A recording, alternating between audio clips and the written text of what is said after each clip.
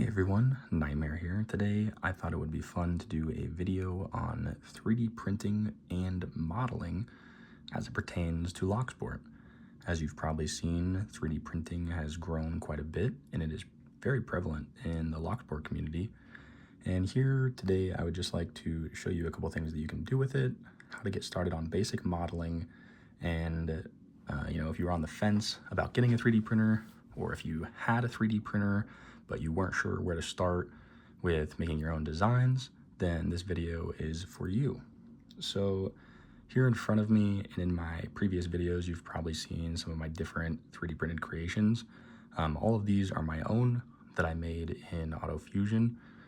Even the pinning trays, I made these from scratch.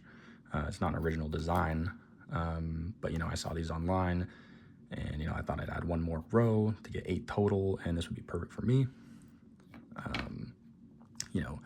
Anytime I need a core follower, I can just draw one up and print it real quick. Even going as far as making little cutaway demos for how locks work to help others out. Or before I had a vise, I designed a little tabletop holder to pick a lock in. And when you get something, that is like this weird conical shape, but it has a key and knob cylinder inside of it, you can make your own 3D printed holder that gives you a perfect fit in your vise that you're using. So the real benefit to this is just the customization that you can get. You can make things exactly as you need them, how you need them, and ready to go in as little as 15 minutes to 30 minutes.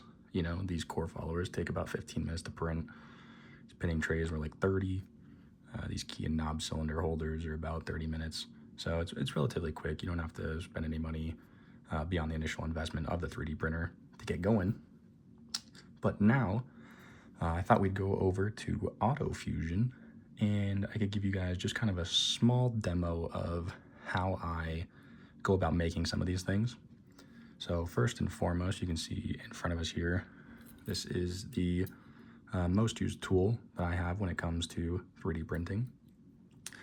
First thing that we would do is, if we wanted to make something like this for our little key and knob cylinder here, we would just take a few measurements. We would measure the diameter of the core,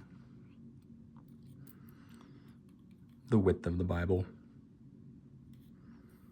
the overall height, which we can just subtract the diameter from, and then the length. And you can see the reason why I would opt to print something like this for a lock like this is because sometimes my vise will lock up this tail piece and it makes it hard to tension. So these make sure that gets isolated and there's no pressure on this. And I have true control of my tension wrench. So once I have those measurements, I would just create a quick sketch on paper, like you see here. Nothing crazy, pretty poorly drawn, but that's okay, because as long as we have the measurements, that'll all get fixed in the CAD software that we're using. Today we're going to be using AutoFusion. Sorry.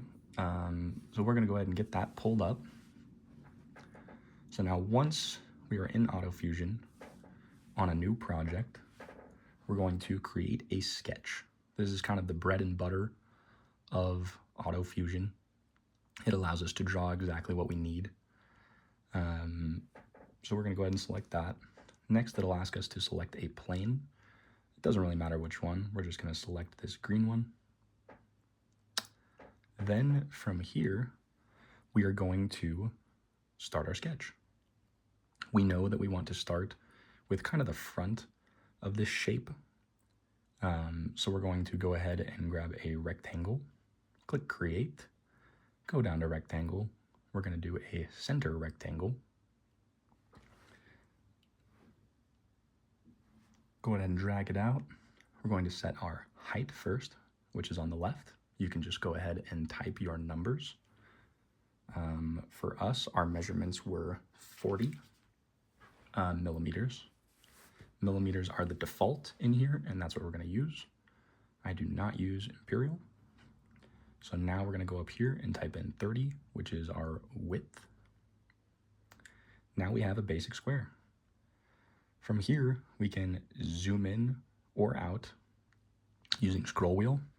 Scroll wheel down is going to be zoom in.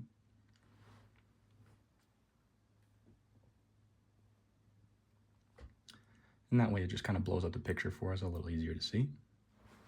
Next, we're going to start creating the shape for the lock. We're going to start with a circle. I'm going to come down here to circle, center diameter circle. And we're just going to kind of draw it in here. We want it down here a little bit, kind of offset from the center. Our diameter is 17.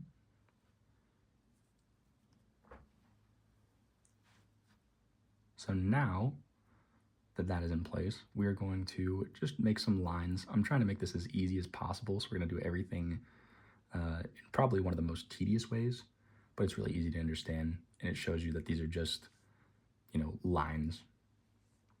So 10 millimeters is going to be the height of our Bible. Going to make 2 lines off of that, and you can kind of see how these snap to the center point. You get a little X on it. That's how we drew straight up from the top of the circle. So now our width is 5, so we're going to make 2 2.5 millimeter lines off of our center point, and then we'll just draw those down. Make sure that our angle is showing 90 on this side, and that we're getting that little X to snap to the circle. We do the same on the other side. This one's going to be at 180 degrees though, just based on the offset. But it's still going to be that squared corner. You can see the little square up there. So now we have our general shape of the cylinder. And now we want to make a cutout for our vise jaws. So that way we don't rotate down when we're picking in our vise. It just doesn't slip out as easily. This is going to be 17. We're going to start in the middle, draw 8.5 down, 8.5 up.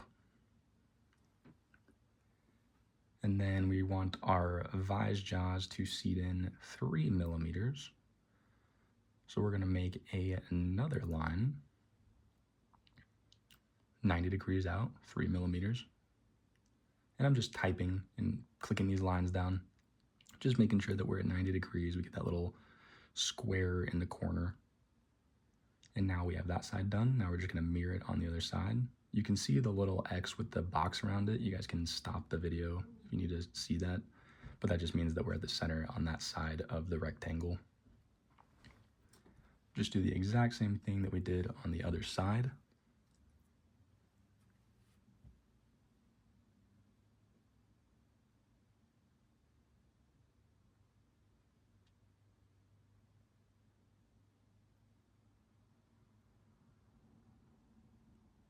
Here we'll go ahead and type in 17, make our last line over, and we are pretty much done with this shape. We're going to come up here and click Finish Sketch. Everything looks good. It looks a little cluttered, but once we click Finish, that'll kind of clear up. So now we have our sketch.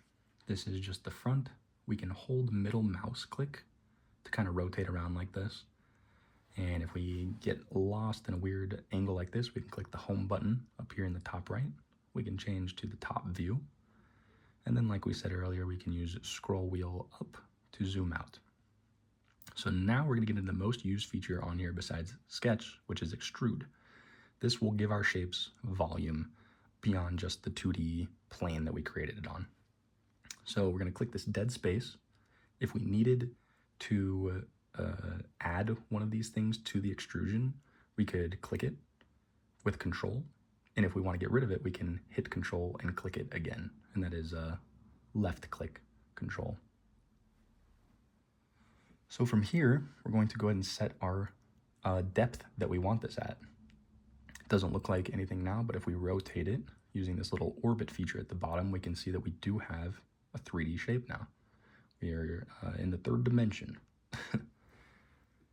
So last thing I'm gonna do, which is another most used feature in here, is a fillet.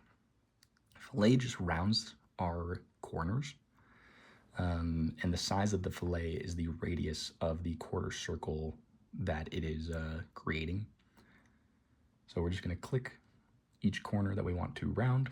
You can round as much or as little as you want. I just do it, a few of them. Just makes it look a little nicer, more finished.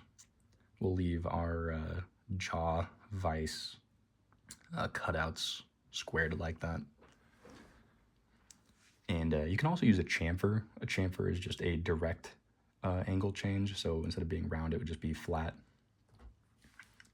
Either one doesn't matter. This is just for looks. And the basis of this video is just the practical features, just so it works. So now in the free version of AutoFusion, you only have 10 saves possible. To save to your AutoFusion, you can save as much as you want in your Windows computer folders. You can see here I have some saves in my AutoFusion, but we're actually going to save this to our, file browser on our computer. To do this, we're going to click Bodies. We're going to right-click it. It will highlight our whole body, and we'll come down here and click Save as Mesh. This will populate a window on the right, and we can see it's export. Our one body selected. It's going to save it as an STL file, which if you're familiar with 3D printing, that's a pretty common file. Type. Millimeters is our unit type. We talked about that earlier. That's perfect. Save this however you want. I'm going to save it as 17 millimeter underscore kick underscore holder. I think that'll be good enough for us to find it. You can see down here that I'm saving to my computer in my 3D prints file. If I know where it's at, you can click on that to change it if you want, but we're going to go ahead and hit save. Now we're going to go over to our slicer, which for us is Creality Print. There's a bunch of different slicers out there, a bunch of different 3D printers out there. I just happen to have a Creality printer. So now we're going to open up our file, scroll down in our 3D prints, and we're going to find that 17 millimeter kick holder we just did. We're going to click on it. Then we're going to click open. And there it is. Now we have this as it would print on our printer. So settings wise for what your print's going to be, default is pretty much fine. I'll go ahead and pull up all my settings and just kind of scroll through them quickly. You can stop the video at any time if you want to see what they are and how they compare to your 3D printer settings. But like I said, this is more of a high level video of just the concept of creating an AutoFusion, exporting our STL file to our printer and then printing it and being able to use, what we created in the next 15-30 minutes. So I'll just finish up going through these settings here. When we are done looking at these, we will go ahead and hit slice down here in the bottom right. And you can see here that this is exactly how it will print. You can see the little layer lines. That's each pass that the extruder will make. We can see the total printing time, the weight. That will help you figure out if you need to change your spool or not if you don't have enough filament. Come down here to land printing, hit confirm. And then we'll go over to our 3D printer, make sure it's turned on so we can find it on our local network. So it'll take a minute because I did not have this turned on initially.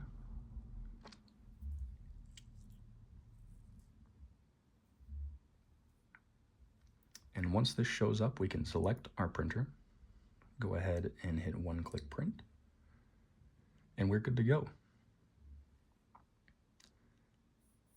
Now, 15, 30 minutes later, we will have our key and knob cylinder holder printed. So while we're waiting for that, we'll come back and we will do another very common design, which is a core follower. We'll go back to create, sketch, click on the green face, create a circle of whatever diameter we need. Let's do one for a American 1100, a really popular size. This also fits the Paclock 98 Pro. It's 10 millimeters. Finish our sketch, come up here to extrude, and I just make mine 50 millimeters. You can make them longer or shorter. It doesn't really matter. The size seems to be perfect for me. And then I'll just add a little fillet to the top and bottom. Just makes it fit in the cylinder a little better than those rough edges, but it still doesn't let any pins drop in between the follower and the core. And there we go. 30 seconds to print a core follower, or sorry, to make a core follower and model it.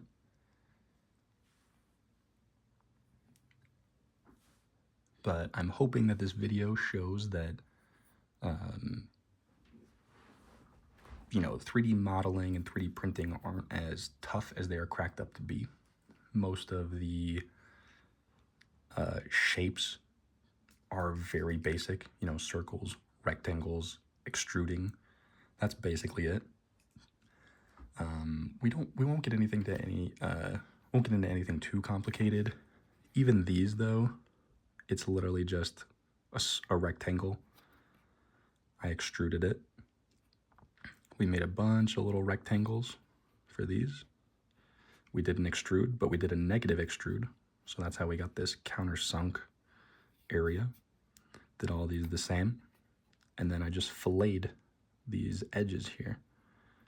We did, I think this was 3 millimeter width. And we did a 1.5 millimeter fillet. So we got a perfect half circle on each of these. And that's how simple it is to create something like this that you can use in every video.